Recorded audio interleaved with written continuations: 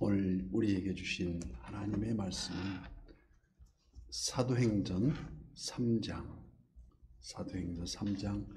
1절에서 10절까지 신약성경 191쪽에 있습니다. 사도행전 3장 1절에서 10절까지 교독하고 마지막 절은 합독합니다. 제9시 기도 시간에 베드로와 요한이 성전에 올라갈새 나면서 노된 사람들이 메고 오니 이는 성전에 들어가는 사람들에게 구걸하기 위하여 날마다 미문이라는 성전문에 두는지라. 그가 베드로와 요한이 성전에 들어가려 함을 보고 구걸하거늘 베드로가 요한과 더불어 주목하여 이르되 우리를 보라 하니 그가 그들에게 무엇을 얻을까 하여 바라보거늘 베드로가 이르되 은과 금은 내게 없거니와 내게 있는 이것을 네게 주노니 나사렛 예수 그리스도의 이름으로 일어나 걸으라 하고 오른손을 잡아 일으키니 발과 발목이 곧 힘을 얻고 뛰어서서 걸으며 그들과 함께 성전에 들어가면서 걷기도 하고 뛰기도 하며 하나님을 찬송하니 모든 백성이 그 걷는 것과 하나님을 찬송함을 보고 그가 본래 성전 미문에 앉아 구걸하던 사람인 줄 알고 그에게 일어난 일로 인하여 심히 놀랍게 여기며 놀라니라. 아멘. 오늘도 실시간 유튜브를 통해서 선한 뉴스의 기도의 향연 속에 새벽을 깨우는 우리 성도님들 모두에게 여호와 샬롬 하나님의 평강과 지키시는 하나님의 풍성한 은혜를 축복합니다. 성령 충만한 베드로와 요한이 성전에 올라가고 있습니다. 오늘 본문은 사도행전에 기록된 첫 치유 사건, 병고침 사건의 내용을 소개하고 있습니다. 베드로와 요한이 기도하려 성전에 올라가다가 성전 미문에 구걸하는 선천적 하반신 장애인을 향해서 오늘 보면 6절 말씀과 같이 이렇게 외칩니다. 베드로가 이르되 은과 금은 내게 없거니와 내게 있는 이것을 네게 주노니 나사렛 예수 그리스도의 이름으로 일어나 걸으라 하고 오른손을 잡아 일으키니 즉시 일어나서 뛰기도 하며 하나님을 찬송하는 아주 놀라운 치유의 역사, 구원의 역사가 일어납니다. 그는 날 때부터 불구였으며 그래서 그는 평생을 장애인으로 살아온 자였습니다. 우리는 이 장애인의 모습을 묵상 중에 어쩌면 우리 자신의 모습을 발견할 수가 있다는 것입니다. 왜냐하면 태어날 때부터 오리지널신 원죄라는 영적 장애를 갖고 태어났기 때문입니다.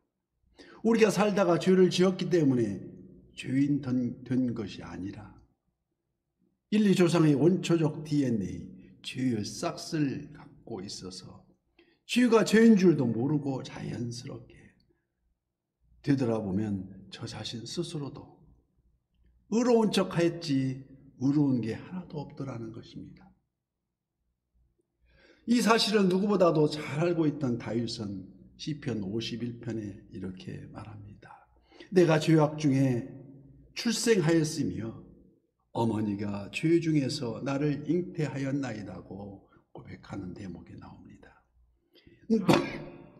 이를 로마서 3장 10절 말씀에 기록된 바 의인은 없나니 하나도 없다고 말씀합니다.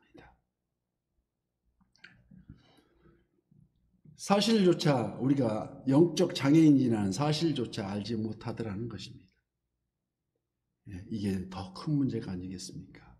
이를 다른 말로 표현하면 그 필요를 알지 못하고 죄가 사람의 판단력과 분별력을 마비시키고 있음을 말합니다. 즉 인생에서 무엇이 더 가치 있고 중요한지를 모르고 또 무엇이 더 급한 일임을 놓치게 만든다는 것이 이 말씀입니다. 그래서 오늘 본문의 장애인이 성전 미문 앞을 지나가는 사람에게 한 푼 주시오 하고 구걸하는 것, 오직 한 끼 식사를 해결할 동전이었습니다. 이 안타까운 모습이 성경이 말하는 우리 인간의 연약함과 어리석음이라고 표현하고 있습니다. 마땅히 무엇을 구해야 될지 알지 못한다는 것입니다. 그래서 로마서 8장 26절에는 이와 같이 성령도 우리의 연약함을 도우시나니 우리가 마땅히 구할 바를 알지 못하나, 새롭게 개혁해서 기도할 바를 알지 못하나, 오직 성령이 말할 수 없는 탄식으로 우리를 위하여 친히 간구하신다고 기록되어 있습니다. 이를 바라본 6절의 말씀, 베드로가 이르되 은과 금은 내게 없거니와 내게 있는 이것을 네게 주노니 나사렛 예수 그리스도 이름으로 일어나 걸으라고 외칩니다. 간절히 구하는 은과 금을 주기보다는 더욱 더 필요한 것, 이렇게 세우셔준다는 것입니다. 좋은 부모는 자녀들이 원하는 것을 주기보다는 그 자녀에게 꼭 필요한 것을 채워주신다는 것입니다. 내가 사랑하는 사람에게, 내가 자주 만나는 이웃에게 꼭 필요한 복음을 함께 나누는 저와 여러분의 인생 되기를 예수님 이름으로 축복합니다. 여기 베드로가 장애인에게 선물한 것은 단순 병고침이 아니었습니다. 오늘 8절 말씀에 뛰어서서 걸으며 그들과 함께 성전으로 들어가면서 걷기도 하고 뛰기도 하며 하나님을 찬송하니, 바로 그는 하나님을 찬송합니다. 걷기도 하고 뛰기도 하며 하나님을 찬송했다는 것입니다. 이는 단순히 병만 고침을 받은 것이 아니라 예수님을 알게 하였다는 것입니다. 여기에 주목할 것은 하나님은 당신이 택정하신 수많은, 모리알같이 수많은 사람 중에 당신을 선택하셔서 택정하셔서 구원하시기를 위해 베드로처럼 쓰임받는 그 첫째 조건이 기도하는 사람에게 맡기신다는 것입니다. 그래서 본문 1절 말씀에 제9시 기도 시간에 베드로와 요한이 성전에 올라갈새, 제9시란 우리 시간으로 오후 3시를 가리킵니다.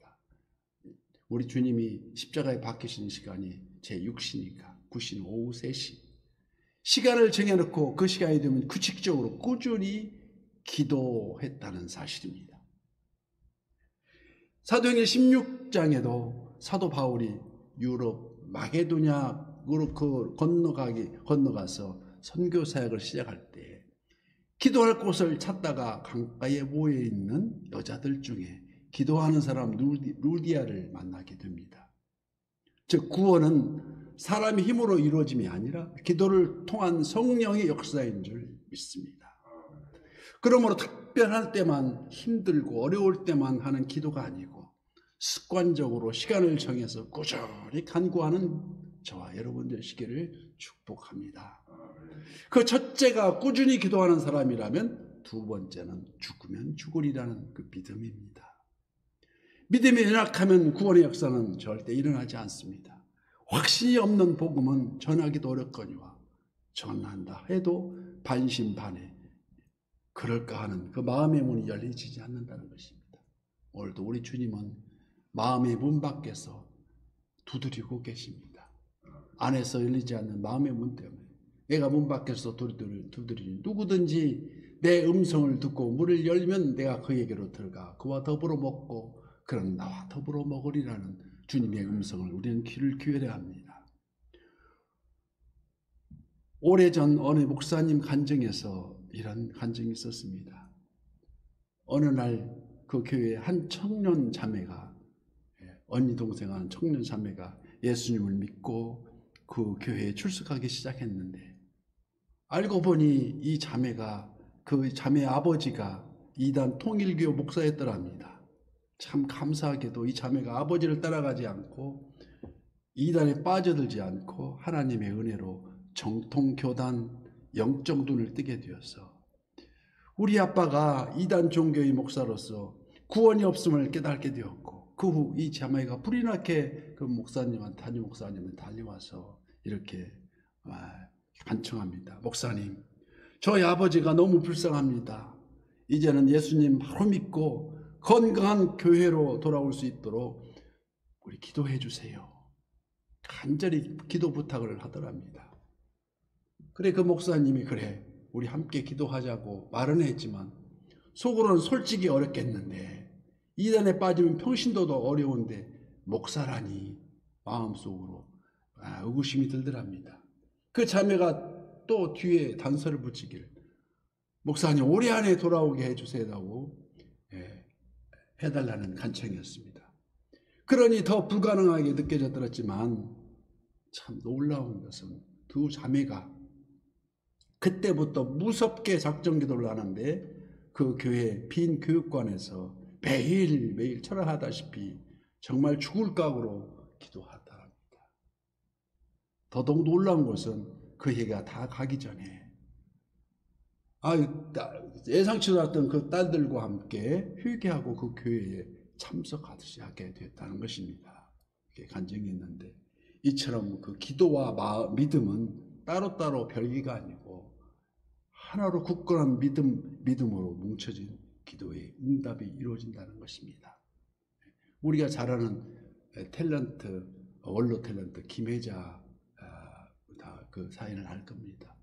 평상시 촬영이 끝나면 틈만 나면 담배를 끊어물고 이제 니코틴 중독으로 나가겠죠. 근데 그래서 더 기관이 나빠져서 콜록콜록하고 새벽이면 깨서 그러는데, 미국에 사는 딸이 기도 중에 그 어머니한테 우리 엄마 더 계속 담배를 피면 이게 해로워서 돌아가실 텐데, 빨리 돌아가실 텐데 그랬었는데, 근데 어느 날 김혜자 그 탤런트가 담배를 피우는데 도저히 담배가 쓰고 이게 뭐 맛도 이상하고 이거 큰일 나겠다, 이게 내 신체에 이상이 있는가 보다 하고 미국인 딸한테 전화를 했더랍니다. 이게 뭔가 좀 이상하다, 진단 받아야겠다.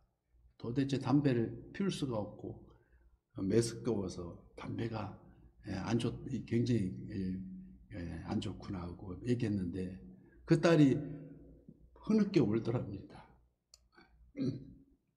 엄마 오늘 100일째 되는 기도날이라고 엄마 담배 피지 않게 위해서 기도하더랍니다. 했던 그 날짜가 바로 그날이랍니다. 그래서 그 김혜자는, 그 탤런트는 지금도 아프리카 선교를 위해서 굶어 죽는 기아 선생님들은 쫓아다니면서 지금도 하나님 일꾼으로 일하고 있습니다. 바로 이게 기도와 믿음은 별게 따로 떨어지는 게 아니고 바로 굳건한 믿음 그 자체라는 것입니다. 오늘 본문에 나오는 남에서부터 얻지 못했던 그 장애인이 구원받은 이 사건은 초대교회의 아주 중요한 사건이었습니다. 왜냐하면 한 장애인의 구원 역사가 그것으로 끝나지 않고 수많은 구원의 역사로 이어졌기 때문입니다. 이 역사는 단순 육체의 변화만이 아니고 영혼 구원의 변화까지, 예전에는 기쁨과 소망이 전무한 삶에서 드디어 하나님을 만나고 찬송에 있는 인생, 그 성전을 향해서 기뻐 뛰어가는 인생으로 바뀌어졌다는 것입니다.